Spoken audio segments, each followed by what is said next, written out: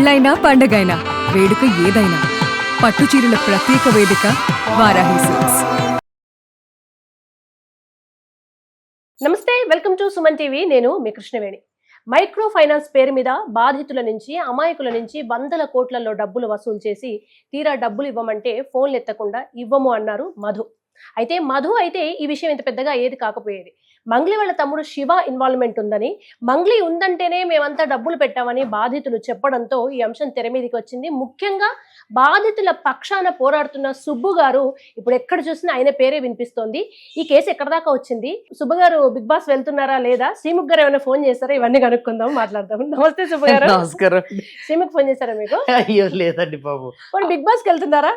పిలిస్తే ఖచ్చితంగా వెళ్తానండి. ఏంటి అసలు కేసు ఏమో ఇది, రివర్స్ మీరేమో బాధితుల తరపు ఉన్నారు, మంగ్లీ గారేమో మీ మీదే చాలా విమర్శలు చేస్తూ వస్తున్నారు. ఎందుకు మంగ్లీ వర్సెస్ సుబ్బు ఎందుకై కూర్చుంది? అసలు ఇది చాలా అంటే చాలా డైవర్షన్ అయింది.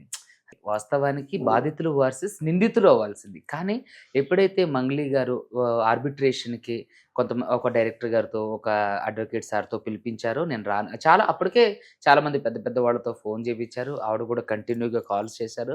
నేను లిఫ్ట్ చేయకపోయేసరికి ఒక అడ్వకేట్ సార్ ద్వారా, మీకు తెలుసు ఆయన వేణు, ఒక పెద్ద డైరెక్టర్ గారు కూడా ఉన్నారు, ఆయన కూడా అందరికీ తెలుసు.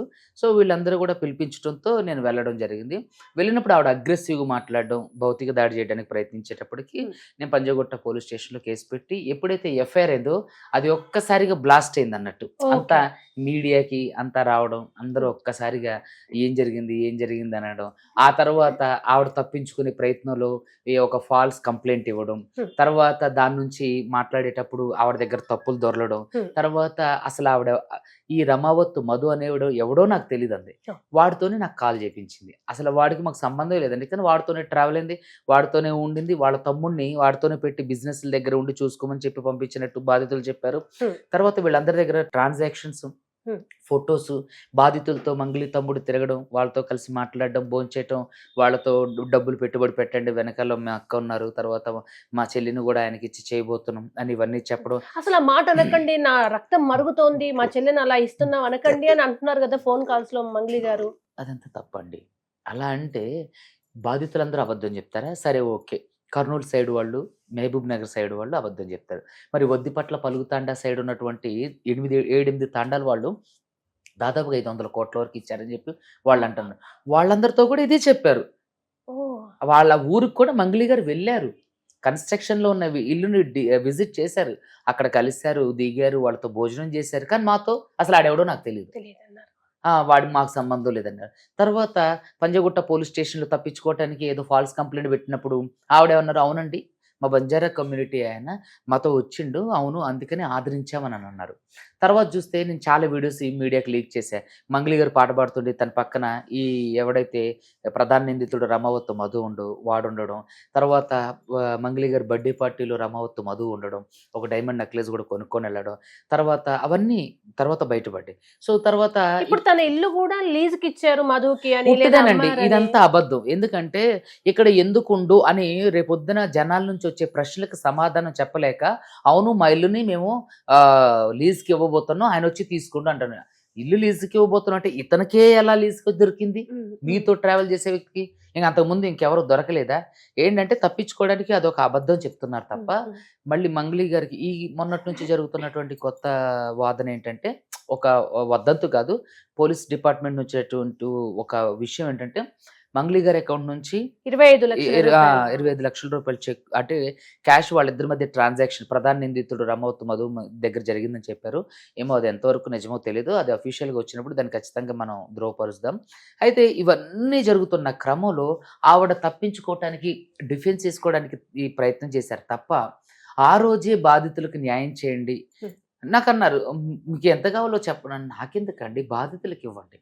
ఆ రోజు బాధితులను కూడా నేను తీసుకొని వెళ్ళా. బాధితులకి ఇవ్వండి, అయ్యో వాళ్ళు రోడ్డు మీదకి వచ్చేసారండి, 80-90 మంది ఉన్నారు, దాంట్లో 5 లక్షలు కట్టిన వాళ్ళు ఉన్నారు, 10 లక్షలు కట్టిన వాళ్ళు ఉన్నారు.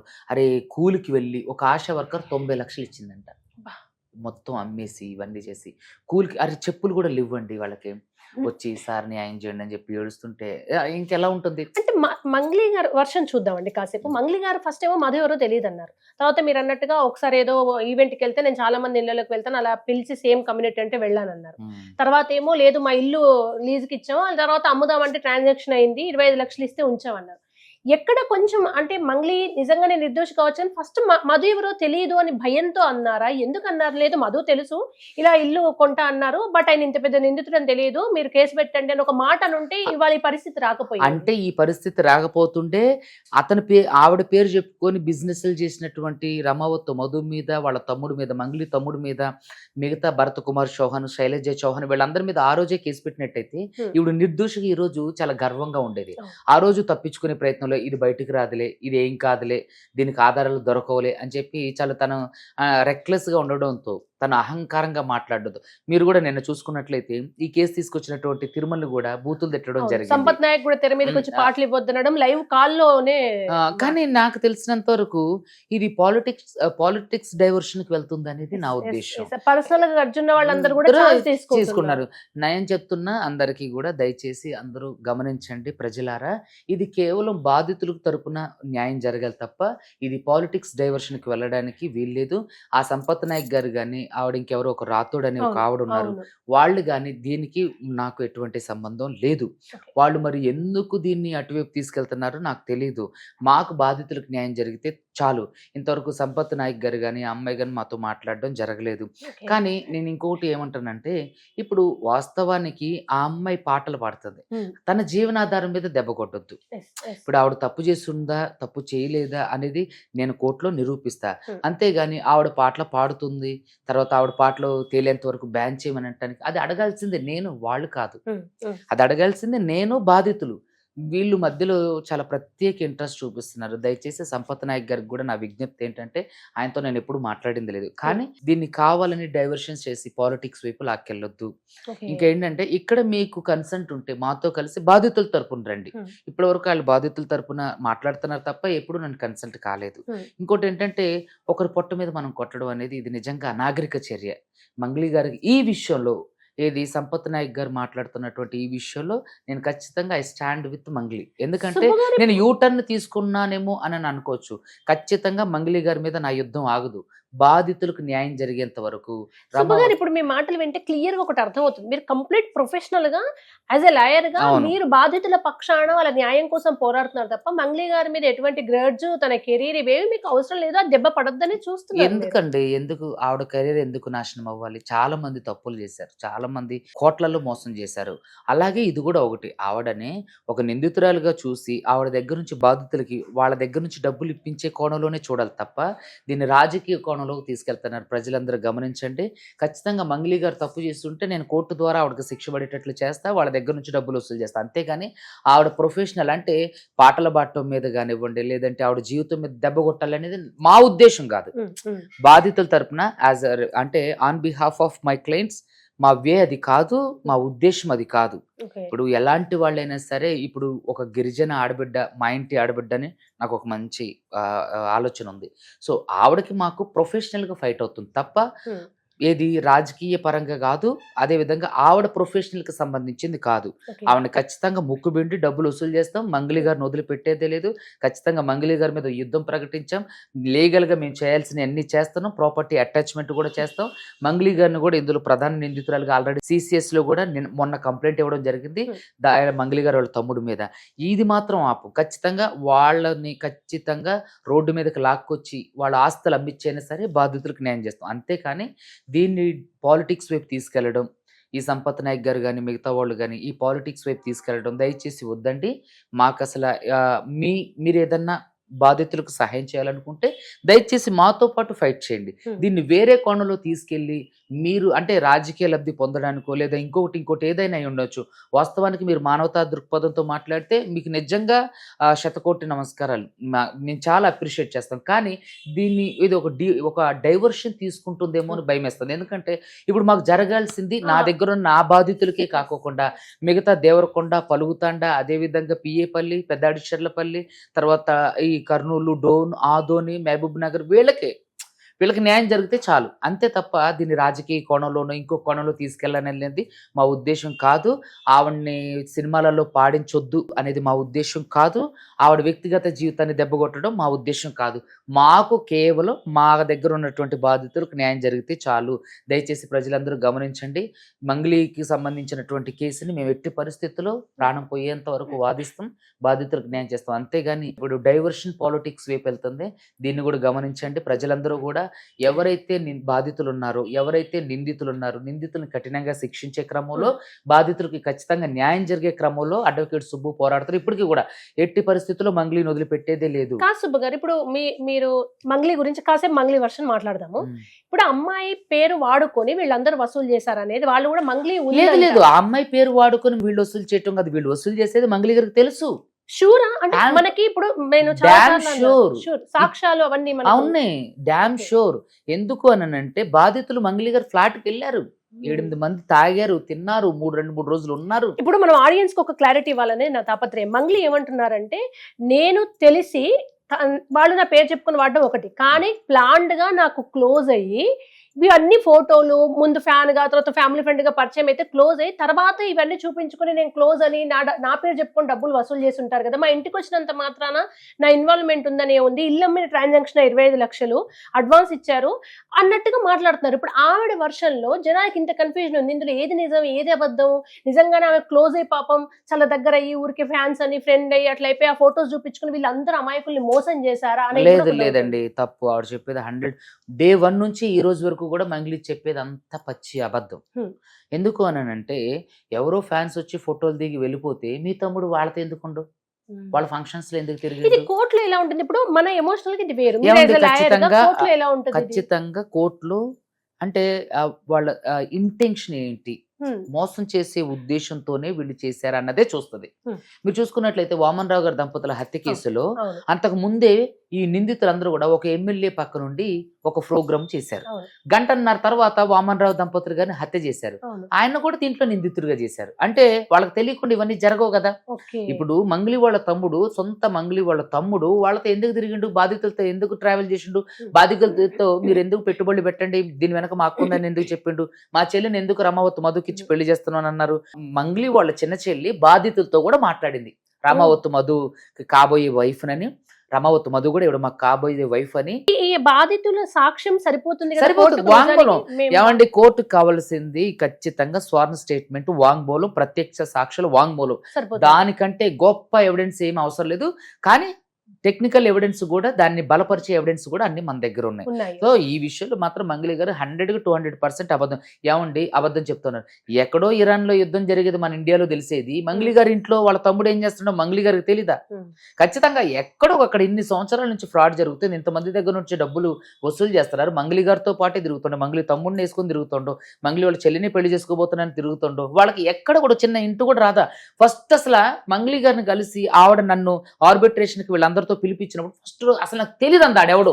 ఎగ్జాక్ట్లీ, అందరికి డౌట్ అప్పటిదాకైనా నిజంగానే మంగ్లీని పాపం మోసం చేశాను అనుకుని, మధు ఎవరో తెలియదని, మధు మా ఇల్లు కొంటున్నారు లీజుకి ఇచ్చామనేసరికి ఎక్కడో మళ్ళీ మంగ్లీ వాళ్ళ ఇంట్లోనే మధు భోంచేసే వీడియోలు, మంగ్లీ వాళ్ళతో పాటు బ్యాండ్ లో తిరిగినవి, మంగ్లీ యొక్క బర్త్డే పార్టీలో ఉన్నవి, మంగ్లీ బర్త్డే పార్టీకి ఇతను డైమండ్ నెక్లెస్ కొనుక్కు వెళ్ళడం, ఇవన్నీ నిజాలు. ఏంటంటే ఈవిడకు తెలుసు, కానీ విక్టిమ్ కార్డు ప్లే చేసి ఈవిడ తప్పించుకోవడానికి ప్రయత్నం చేస్తుంది. అసలు డే 1 నుంచి కూడా అడ్వకేట్ సుబ్బు మీద కేసు ఫైల్ చేసింది కానీ రమావత్ మధు మీద కానీ, వాళ్ళ తమ్ముడు శివ మీద కానీ, పాల్దియ భరత్ కుమార్ చౌహాన్ మీద కానీ, పాల్దియ శైలజ చౌహాన్ మీద ఎందుకు కేసు పెట్టాల? ఒక ప్రెస్ మీట్ లో అన్నారు, చూడండి ఫలానా తేదీ రోజు సుబ్బు గారి కన్నా ముందు నేను మధు మీదే పెట్టాను అంటూ చెప్తున్నారు. ఎక్కడ చూపించమనలేదే, ఎక్కడ ప్రెస్ కి ఇవ్వలేదే. అవన్నీ ఏంటంటే చూడండి, ఒక మంగ్లీ గారు పోలీస్ వ్యవస్థను కూడా మేనేజ్ చేసి నా మీద బ్రీత్ అనలైజ్ టెస్ట్ చేశారు, మీరు చూసారు కదా. అంటే ఇక్కడ ఎక్కడ కాదేది అనర్హం, అన్యాయం చేయడానికి అని మీకు స్పష్టంగా అర్థమవుతుంది. ఇక్కడ ఏంటంటే ఖచ్చితంగా మంగ్లీ గారి ఇన్వాల్వ్మెంట్ ఉంది, ఆవిడకు తెలిసే జరిగింది, అత్యుత్సాహం. ఇప్పుడు ఇక్కడ ఏమంటున్నారు, ఇప్పుడు ఈఓడబ్ల్యూ డీసీపీ గారు ఏమంటున్నారు, ఇంతవరకు మంగ్లీ ఇన్వాల్వ్మెంట్ ఉన్నట్టు తెలియలేదన్నారు. అంతేగాని కేసు ఇంకా పూర్తి విచారణ జరగల. ఒక్క నిందితుడు వాడు ఆ మంగ్లీకి అనుకూలంగా ఉన్నవాడు, మంగ్లీ ఇన్స్ట్రక్షన్స్ మేరకు ఆడు వచ్చి లొంగిపోయినోడు, వీడియోలు తీసినోడు, వదిలినోడు, ఆడు ఇన్ని రోజులు బయటకు రానోడు మంగ్లీ మీద ఒత్తిడి వచ్చేసరికి ఎట్లా బయటకు వచ్చిండు? అది ఒకటే ఛానల్ కి వెళ్ళారు, అక్కడే ఆ ఒక్క ఛానల్లో దొంగతనంగా కూర్చొని ఎందుకు మీ అన్ని ఛానల్లో పిలిస్తే మీరు ఇంటర్వ్యూస్ తీసుకొని అన్నారా? ప్రధాన మీడియాలని మాతో పాటు ప్రధాన మీడియాలని ప్రెస్ మీట్ కి పిలిస్తే ప్రెస్ మీట్ వాళ్ళు రానన్నారా? ఇదంతా ఏంటంటే కావాలని మనుషుల యొక్క డైవర్షన్ ని, మీడియా యొక్క దృష్టిని మరల్చడం కోసం చేస్తున్నటువంటి ఒక పెద్ద స్క్రిప్ట్. ఇందులో ఖచ్చితంగా మంగ్లీ గారి ఇన్వాల్వ్మెంట్ ఉందని ప్రజలు చెప్తున్నారు, బాధితులు. అదే విధంగా దయచేసి దీన్ని మిగతా వాళ్ళు ఎవరైతే ఇప్పుడు ఉన్నారో మీరు ఒకవేళ సహాయం చేయాలనుకుంటే మా పక్షాన బాధితుల తరపున పోరాటం చేయండి, కానీ మీ వ్యక్తిగత ఉద్దేశాల మేరకు లేదంటే మీ స్వలాభాలు స్వప్రయోజనాల కోసం, అంటే వాళ్ళ ఉద్దేశం ఏమైందో మనకు తెలియదు, కానీ ఒకవేళ ఎలా అంటుంటే దయచేసి వీటిని బంద్ చేయండి. అండ్ సుబ్బు గారు ఇంకొక భయం ఉంటది, ఒక అడ్వకేట్ ని పోలీసులు బ్రీత్ అనలైజర్ తో టెస్ట్ చేస్తే బాధితులు కొంచెం భయపడే అవకాశం ఉంది. సార్ మీకే ఇట్లా జరుగుతుంది, మాకు న్యాయం జరుగుతుంది అని ఇంకా అసలే డబ్బులు భయపడలేదండి వాళ్ళు, కాబట్టి చాలా స్ట్రాంగ్ గా ఉన్నారు. అప్పటికి కూడా నేను ఆ సిఐ మీద హైకోర్టులో రిట్ ఫైల్ చేయడం, తర్వాత నెక్స్ట్ ఆయన మీద డిఫమేషన్ సూట్ కూడా వేసాం. హైకోర్టులో రిట్ ఆల్రెడీ ఈ నెల 29వ తారీఖు ఉంది. ఆయన ఖచ్చితంగా బదులు చెప్పాలి, లేకపోతే సస్పెండ్ అవుతారు. పోలీసులు వ్యవస్థలు కూడా అండి సెలబ్రిటీసే కావచ్చు, లేదా న్యాయం ఇవ్వలేకుండా రేపు తేలుతుంది. బాధితులు వందలాది మంది కోట్లలో నష్టపోతే అత్యుత్సాహంతో ఇట్లా చేస్తే ఇప్పుడు ఆయన ఉద్యోగం పోతే మంగ్లీ తీసుకొస్తారా? ఇంకో విషయం ఏంటంటే ఆయన మీద ఉద్యోగం పోవటమే కాదు, డిఫమేషన్ సూట్ కూడా ఫైల్ చేశా. మంగ్లీ గారి మీద కూడా డిఫమేషన్ సూట్ ఫైల్ చేశా. ఎందుకు? నాకెవరో అంటే క్రష్ అని, నేను బిగ్ బాస్ కి వెళ్ళాలని, తర్వాత నాకు భరతనాట్యం డాన్స్, వాస్తవానికి ఇవన్నీ నాకు భరతనాట్యం వచ్చు, నాకు మీరు ఎన్నేళ్లుగా తెలుసు, మీరు లాయర్ అనేది మీ ప్రొఫెషన్, దాని మించి మీరు మంచి యాక్టర్, చాలా సినిమాల్లో నటించారు, మీరు గాడ్సేలో నటించారు, చాలా సినిమాల్లో. నేనంట డబ్బులు ఇచ్చి ఇంటర్వ్యూలు చేయించుకుంటానట, మీరు ఇప్పుడు ఎంత ఇచ్చి నాకు ఇంటర్వ్యూ చేయించారు? ఇప్పుడు కాదు పోలేండి, అప్పుడు నుంచి కూడా. సో ఇలా ఏంటంటే చాలా ఫేక్ అలిగేషన్స్, అంటే డీవేట్ చేయడానికి చాలా ఫేక్ అలిగేషన్ చేసినప్పుడు నేనేం చేశానంటే ఖచ్చితంగా దాన్ని నిరూపించడానికి నా దగ్గర ఉన్న ఆధారాలన్నీ ఇచ్చాను. కానీ మంగ్లీ గారు ఒక్క ఆధారం కూడా ఇంతవరకు ఇవ్వలేదు. సో అక్కడ జనాలందరికీ తెలిసిపోయింది ఏంటంటే మంగ్లీ గారు అబద్ధం ఆడుతున్నారు అని. వాళ్ళ తమ్ముడితో ఎందుకు ప్రధాన మీడియాలతో మాట్లాడించలేదు? ఎందుకంటే అతను మాట్లాడితే తడబడతారు, ఎక్కడ ఒప్పుకుంటాడు అని చెప్పేసి తను ఒక బొమ్మలాగా, దిష్టి బొమ్మలాగా నుంచోబెట్టి అన్ని చేశారు. సో దయచేసి నేను ఏమంటానంటే మంగ్లీ గారి యొక్క ప్రొఫెషన్ మీద దెబ్బ కొట్టాలనేది మా ఉద్దేశం కాదు. దయచేసి ప్రజలందరూ గమనించండి, ఇది ఖచ్చితంగా డైవర్స్ అంటే పాలిటిక్స్ వైపు వెళ్తుంది. ఇది ఇప్పుడు నిందితులు అరెస్ట్ అవుతారు, కానీ బాధితులు అన్యాయం అవడానికి అవకాశం ఉంది. ఇది కంప్లీట్ గా రాజకీయం వైపు డైవర్షన్ చేస్తున్నారు కొంతమంది. దయచేసి ప్రజలందరూ గమనించండి, వాళ్ళకి సపోర్ట్ చేయకండి. ఒకవేళ వాళ్ళు ఎవరైతే ఉన్నారో వాళ్ళు మాతో కూడా రండి, మీకు నిజంగా బాధితులకి న్యాయం చేయాలని ఉంటే నాతో కలిసి రండి, నాతో కలిసి న్యాయ పోరాటానికి రండి, నాకు సహకరించండి. అంతేగాని మీరు ఎటువైపు తీసుకెళ్లాలని చూస్తున్నారు, దీనికి మాకు ఎటువంటి సంబంధం లేదు. మాకు ప్రొఫెషనల్ గా ఖచ్చితంగా మంగ్లీ గారు కి ఎటువంటి మాకు అభ్యంతరం లేదు, ఆవిడ ఎక్కడన్నా పాడుకునేవ్వండి. ఎందుకంటే తను వాస్తవానికి ఏమైనా సరే ఆవిడ కింది స్థాయి నుంచి వచ్చినటువంటి వ్యక్తి. ఆవిడనే మేము సినిమాలో నుంచి పాడొద్దని గాని, ఆవిడ జీవితాన్ని క్లోజ్ వ్యక్తిగత విద్వేషాలకు ఛాన్సే లేదు. అండ్ ఇప్పుడు మీ దగ్గర ఉన్న బాధితులు కాక ఇది వేల కోట్ల స్కామ్ అని, ఇందులో చాలా పెద్ద తలలు కూడా పెట్టారు, బయటకు వస్తే పరువు పోతుందని ఆగుతున్నారని అంటున్నారు. అవునండి, అవును. ఎందుకంటే మంగ్లీ గారు నాకు ఒక సెంట్రల్ మినిస్టర్ గారి పేరు చెప్పి బెదిరించారు, తర్వాత ఒక ఎమ్మెల్యే గారి తండ్రితో ఫోన్ చేయించారు, తర్వాత చాలా మంది ఉస్మాని విద్యార్థి నాయకులతో, తర్వాత ఆమె సపోర్టర్స్ తో ఫోన్ చేయించారు. అయినా సరే నేను అదర్లా బెదర్లా స్టాండ్ గానే నిల్చున్నా. సో ఖచ్చితంగా దీంట్లో పెద్ద తలకాయలు ఉన్నాయని నా ఉద్దేశం. ఎందుకంటే డబ్బులు కొన్ని కోట్లు మాత్రమే ఫ్రీజ్ అయినాయి, మిగతావన్నీ ఎక్కడున్నాయి అనేది తెలియదు. సో దీంట్లో ఖచ్చితంగా రాజకీయ నాయకుల ఇన్ఫ్లుయెన్స్ ఉంది, వాళ్ళ అండదండలతోనే జరిగి ఉండొచ్చు అనేది నా అభిప్రాయం. సో నేనేమంటానంటే దీన్ని డీవేట్ చేయడానికి ఇటువైపు ఏమైనా వెళ్తుందేమో అని చెప్పేసి నా ఉద్దేశం. అందుకని ప్రజలకి క్లారిటీ ఇస్తాను అన్నట్టు. ఖచ్చితంగా మంగ్లీ గారిని వదిలిపెట్టే ప్రసక్తి లేదు, ఖచ్చితంగా బాధితులకు న్యాయం జరిగేంత వరకు ఎవరిని వదిలిపెట్టను. కానీ ఇందులో కొంతమంది దీన్ని డైవర్ట్ చేసి వాళ్ళ స్వప్రయోజనం కోసం, స్వార్థం కోసం ఏవేవో చేయబోతున్నారు. దయచేసి దాన్ని కూడా గమనించండి. ఆవిడ అక్కడ సినిమాలలో పాడొద్దనేది మా ఉద్దేశం కాదు, ఎందుకంటే ఆవిడ వ్యక్తిగత జీవితాన్ని లేదంటే ప్రొఫెషన్ ని మేము భంగపరచడం రైట్ లేదు. ఎందుకంటే ఆమెను పాటలు పాడించొద్దు అని చెప్పే రైట్ లేదు, చేస్తే మేము కంప్లైంట్ చేయాలి, వాళ్ళు చేయడం ఏంటి? సో మాకు ఆ ఉద్దేశం లేదు. ఆవిడ జీవితం మీద ఆవిడ తినే అన్నంలో మట్టిపోయాలనే ఉద్దేశం మాకు లేదు. మాకు బాధితులకు న్యాయం జరిగితే చాలు, అల్టిమేట్ గా మాకు న్యాయం జరిగితే చాలు. ఇది ఇగో మార్గం మారిపోయిందండి. లాస్ట్ కి ఇది బాధితుల న్యాయం పక్కన పెట్టి ఒకరిగో అన్నట్టుగా అదే అవుతుంది. ఏంటంటే ఇప్పుడు ఏళ్ళేళ్ళ ఇగోల గురించి పోయి ఇది ఎటో తీసుకుపోతే బాధితులు అన్యాయం అయిపోతారని నా భయం. సో కాబట్టి దయచేసి ఆ మిత్రులకు కూడా ఎవరైతే కంప్లైంట్ చేసినటువంటి మా అసోసియేషన్ కానివ్వండి, ప్రొడ్యూసర్ కౌన్సిల్కి కంప్లైంట్ చేసిన మిత్రులకు కూడా నేను మీడియా ముఖంగా కోరుకునేది ఏంటంటే, దయచేసి దీన్ని మీ ఈగోయిస్టిక్ గాను, లేదంటే డైవర్షన్ పాలిటిక్స్ గాను, లేదంటే మీ స్వప్రయోజనాల కోసం దీన్ని దయచేసి అండ్ వాడుకోకండి. సాధారణంగా కూడా మనం అంటాం కదా, ప్రూవ్ అవ్వనంత వరకు వాళ్ళు కేవలం నిందితులే, నేరస్తులు కాదు. అయితే అట్లాంటప్పుడు వాస్తవానికి ఇందులో ఖచ్చితంగా మంగ్లీ నేరస్తురాలే. బాధితులు చెప్పే విషయాల ప్రకారం నేరస్తురాలే, ఇందులో ఏ డౌట్ లేదు. కానీ దీన్ని కొంతమంది ఈగోయిగా అది కోర్టు ద్వారా వచ్చిన తర్వాత మా అసోసియేషన్ సెల్ఫ్ గా నిర్ణయించుకుంటుంది. ఇట్లా రిక్వెస్ట్ చేసే బదులు అప్పుడు ఉంచాలా తీసేయాలా అనేది మా అసోసియేషన్ తీసుకుంటుంది. కానీ కేసుల మధ్యలో ఉండగానే ఆమెను పాటలు వద్దంటే నిజంగా మీరు అన్నట్టుగా అటు డైవర్ట్ అవుతుంది. అవును. సో బాధితులు. ఎందుకంటే ఆవిడ అదే చెప్తున్నాం కదండి, బాధితులకి కానీ మాకు కానీ మంగ్లీ గారు పాడొద్దని కానీ, ఆవిడని తీసేయమని కానీ, ఆవిడని ఉంచొద్దని కానీ మా ఉద్దేశం కాదు. మాకు డబ్బులు ఇప్పించండి. ఇప్పటికైనా మంగ్లీ గారు శాంతియుతంగా మాట్లాడి చర్చలు జరిగి, ఇప్పుడైనా అతనితో మాట్లాడి, ఎవరు అవసరం లేదు నా దగ్గరకు ఇప్పుడు వచ్చి. మధువును ఒక్క కూర్చోబెట్టి నిమిషం అండి, డీల్ చేసి ఒక్క డబ్బులు ఇప్పిస్తే నిమిషం. ఓకేనా అదే మీకు? ఇప్పుడు అది చెప్తున్నాను, నా దగ్గరకు వచ్చి నా బాధితుల వరకు డబ్బులు ఇప్పిస్తే చాలు సార్. మిగతా వాళ్ళదంటే వాళ్ళ అడ్వకేట్లు చూసుకుంటారు. ఈ ఈ ఇష్యూని బయటకు లాక్కొచ్చింది నేను, ఇంత సెన్సేషన్ అవడానికి కారణం నేను, దీన్ని మీడియాలో పెట్టింది నేను. కాబట్టి నా క్లయింట్లకి నా వరకు న్యాయం చేసిన, నా దగ్గర ఉన్నటువంటి కేసులు అన్ని విత్డ్రా చేసుకుంటా.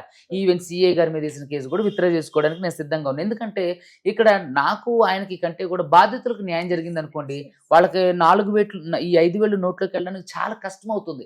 ఎంతో మంది భార్యలో తమ భర్తలకు తెలియకోకుండా చిట్టీలు వేసుకుని దాచుకున్న డబ్బులు, బంగారం తాకట్టు పెట్టిన డబ్బులు, ఎంతో మంది కూతుళ్ళు పెళ్లిళ్ళకి దాచుకున్న డబ్బులు, ఎంతో మంది ఇల్లు పొలాలు అమ్ముకున్న తెచ్చిన డబ్బులు అండి అవన్నీ. సూసైడ్ చేసుకోవడానికి కూడా ట్రై చేశారు, చాలా మంది చనిపోయారు, బా. ఒక 4-5 చనిపోయారు. సో కాబట్టి దయచేసి ఏంటంటే, నాకు ఎటువంటి ఈగో లేదు. కానీ ఇంత జరిగాక ఈ కాంప్రమైజ్ అనేది సాధ్యమా అనిపిస్తోంది. నేను ఏమంటానంటే, సుబ్బు తలుచుకుంటే సాధ్యమే. నేను తలుచుకుంటే, నేను అనుకుంటే, నేను నిందితులు ఎవరైతే ఉన్నారో వాళ్ళతో మాకు పక్కకు పెట్టండి. ఎవరైతే మంగ్లీ గారు ఉన్నారో ఆవిడ వాళ్ళతో మాట్లాడించి, మా బాధితులు ఎవరైతే ఉన్నారో వాళ్ళందరికీ ఇప్పుడు రూపా ఉందండి, రూపా కట్టారు, రూపా పోయిన వాళ్ళకి 30 ఇవ్వండి. నేనేమంటాను, దానికి కూడా ఐఎమ్ రెడీ. రూపా పోయిన వాళ్ళకి 30 ఇవ్వండి. ఇప్పుడు ₹10 పెట్టారనుకోండి, ₹10 పెట్టిన వాళ్ళకి అంటే 50 పైసలు పోయి, 50 పైసలు పెట్టారు, 50 పైసలు 40 పైసలు ఇవ్వండి. ఇప్పుడు 100 పైసలు పెట్టారు, 80 పైసలు ఇవ్వండి, చాలు. ఎందుకంటే ఏదో అంటారు కదా, మా వాళ్ళకి అప్పటి వరకు వాళ్ళు బ్రతకడానికి కష్టం అవుతుంది. ఎంతోమంది ఇప్పటికీ కూడా ఈఎంఐలు కట్టి, మనీ యాప్ల్లో లోన్లు తీసుకొని, బంగారాలు తాకట్టు పెట్టి వాళ్ళ ఉసురు పోసుకోకండి దయచేసి. ఇప్పటికైనా సరే మీరు వాళ్ళందరూ కలిసి కూర్చోబెట్టి డబ్బులు అవుట్ ఆఫ్ కోర్ట్ సెటిల్మెంట్ అయినా పర్వాలేదు, మీరు ఎవరిని తీసుకొచ్చుకున్నా పర్వాలేదు, నేను బాధితులు దీన్ని కట్టించి ఎవరైనా పెద్దలు ముందుకొచ్చారా? ఇంకా నేను ఎవరితో మాట్లాడలేదండి. అప్పటి నుంచి ఏ ఫోను నేను అటెంప్ట్ చేయలేదు. సో కాబట్టి నేను ఏమంటానంటే, ఎప్పటికైనా మించిపోయింది లేదు. నా బాధితులకు నాకు న్యాయం జరిగితే చాలు.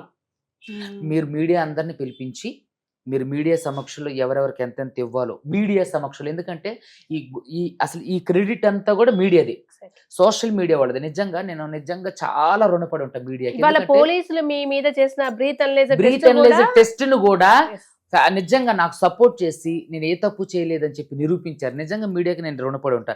మీడియా అందరినీ కూడా నేను ఒకటే కోరుకుంటున్నా, మీడియా సమక్షంలోనే, ఎందుకంటే దీన్ని ఇంత సెన్సేషన్ చేసి బయటకు తీసుకొచ్చింది వాళ్ళే.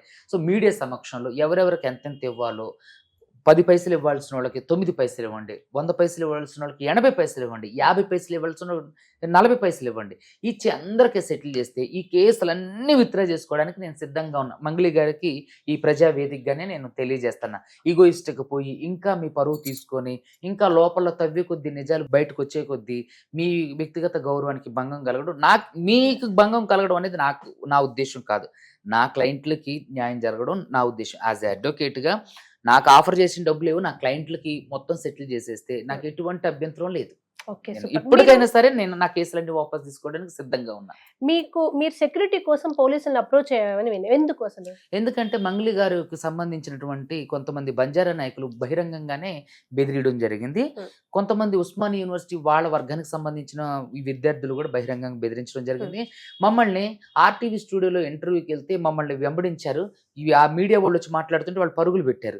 అదే విధంగా మంగ్లీకి సంబంధించినటువంటి వ్యక్తులు బడా బాబుల కాడ నుంచి, చోటా మోటార్ చిల్లర రౌడీలు గారి నుంచి నాకు ఫోన్లు చేసి బెదిరిస్తున్నారు. సో నాకు రక్షణ కల్పించండి అని డీజీపీ గారిని అంటే కలవడానికి వెళ్తే సీసీ గారి వరకు వెళ్ళి ఆయన అపాయింట్మెంట్ ఇచ్చారు. మళ్ళీ తర్వాత మళ్ళీ అపాయింట్మెంట్ క్యాన్సిల్ చేశారు. మంగ్లీ గారికి మాత్రం ఒక రోజులోనే దొరికింది. ఏది నిందలు పడుతున్నటువంటి ఆ మంగ్లీ గారికి. కానీ బాధితుల తరపున పోరాడుతున్న నాకు మాత్రం 4 రోజుల నుంచి డీజీపీ గారు మాత్రం అపాయింట్మెంట్ ఇవ్వలేదు. సీసీ గారి వరకే వెళ్తున్నాం తప్ప డీజీపీ గారి వరకు ఇవ్వలేదు. మహేష్ భగవత్ గారిని కలవడానికి ప్రయత్నం చేసినా సరే డీజీ గారు ఉన్నప్పుడు ఏడీజీ గారు కలవరు అని చెప్పి చెప్తున్నారు. అయ్యా దయచేసి శివధర్ రెడ్డి గారు నన్ను కలవండి, మా గోడు వినండి, బాధితుల తరపున మీరు కూడా మాకు న్యాయం చేసిన వాళ్ళు అవుతారు. ఖచ్చితంగా నేను ఈ మీడియా వేదికగా నేను ఎవరైతే ఉన్నారో మన శివధర్ రెడ్డి గారు డీజీపీ గారిని, ఆయన కూడా నేను ఏమంటానంటే నేను నమస్కారం చేసి మరి చెప్తున్నా, అయ్యా అపాయింట్మెంట్ ఇవ్వండి, ఇచ్చి బాధితుల యొక్క గోడు కూడా వినండి. వాళ్ళందరూ కూడా ఏ పాపం ఎరగని వాళ్ళు, పల్లెటూరు వాళ్ళు ఎంతో నష్టపోయారు, చనిపోయే పరిస్థితికి వచ్చేస్తున్నారు. దయచేసి ఒక అపాయింట్మెంట్ ఇప్పించి వాళ్ళ గోడు విని మీరు నాకు ఒక సెక్యూరిటీ కల్పిస్తే నేను ఎంతవరకైనా పోరాటానికి సిద్ధంగా ఉందని ఈ మీడియా వేదికగా చెప్తున్నా. ఫైనల్ గా ఒక విషయం చెప్పండి. ఇప్పుడు మీరు చాలా పెద్ద తలకాయలతో పెట్టుకున్నారు. అవును, ఎందుకంటే పోలీసులే రివర్స్ మీకు టెస్టులు చేసే స్థాయి వచ్చిందంటే ఈ థ్రెట్ ఇప్పటికీ సమసిపోయినట్టు అనిపించిన చాలా మంది ఇగోలు దెబ్బతిన్నాయి. భవిష్యత్తులో కూడా ప్రమాదం పొంచే ఉంటుంది కదా. ఎందుకు వచ్చిన బాధరా ఆయన అని ఎప్పుడైనా అనిపిస్తుందా మీకు? నాకు అస్సలు అనిపించదండి. ఎందుకంటే పోరాటం అనేది నేను మా నాన్నగారి దగ్గర నుంచే చూసి నేర్చుకున్నా. మా నాన్నగారు ఇప్పటికీ కూడా ఆయన పోరాట స్ఫూర్తి నాకు ఆదర్శం. మా నాన్నగారు ఎప్పటికీ కూడా ఊర్లలో ఉన్నటువంటి అన్యాయాన్ని ఎదిరిస్తారు. దానికి సంబంధించినటువంటి ఏ అంశాన్ని కూడా వదిలిపెట్టరు. సో మా నాన్నగారి దగ్గర నుంచి మా తాతగారు కూడా అలాగే ఉండేవాళ్ళు. సో ఎప్పటికీ కూడా నేను మా నాన్నగారిని నేర్చుకున్నటువంటి పోరాట పట్ల ఖచ్చితంగా ఎప్పటికీ వదిలిపెట్టిన, అది ప్రాణం పోయేంత వరకు కూడా. ఖమ్మం బ్లడ్ అండి మాది, ఖమ్మం బ్లడ్ ఊరికినే పోదు. I'm very happy for you Subbu గారు. మీరు మంచి పొజిషన్ కి వచ్చారు. ఇప్పుడు ప్రజలందరూ మిమ్మల్ని గౌరవిస్తారు. మీరు ఎవరికి తెలియక ముందు ఇదే, ఇప్పుడు అందరికి తెలిసేసరికి మీరు పేదల లాయర్, ముందు నుంచి మీరు పేదల పక్షపాతే. ఏ స్థాయికి వెళ్ళినా ఎంత పేరు వచ్చినా మీరు ఇట్లాగే పేదల పక్షపాతంగానే వ్యవహరించాలని కూడా తప్పకుండా అండి, అలాగే చేస్తా. Thank you.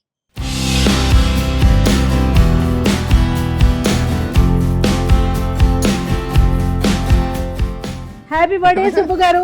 సో మీరు ఇంకా గొప్ప స్థాయికి ఎదగాలి. ఈయన మంచి లాయరే కదంటే, అద్భుతమైన యాక్టర్ కూడా, మంచి నటులు, డాన్సరు, చాలా మంచి ఆర్టిస్ట్. తనలో ఉన్నట్టు ఆల్రెడీ చాలా సినిమాల్లో కూడా ఉన్నారు. ఇప్పుడు మీరు బ్యాక్ కి వెళ్ళి సెర్చ్ చేస్తే దొరుకుతారు.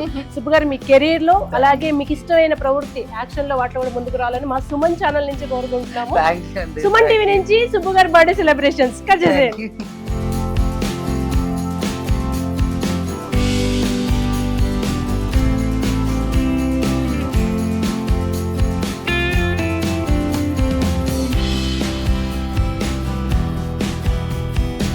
సుమన్ టీవీ నుంచి స్పెషల్ రిక్వెస్ట్ అండి, మీ పోరాటం కూడా అందుకే. బాధితులకు న్యాయం జరగాలని, వాళ్ళందరికీ వాళ్ళు కోల్పోయిన డబ్బులు తిరిగి రావాలని, అది మీరు ఇందాక మన ఇంటర్వ్యూలో చెప్పినట్టుగా సామరస్యంగా అయినా కోర్టు ద్వారా అయినా కానీ ఎట్టి పరిస్థితుల్లో వాళ్ళ డబ్బులు వాళ్ళకి వచ్చేదాకా మీ పోరాటం ఆపొద్దని కోరుకుంటున్నాను. తప్పకుండా అలాగే.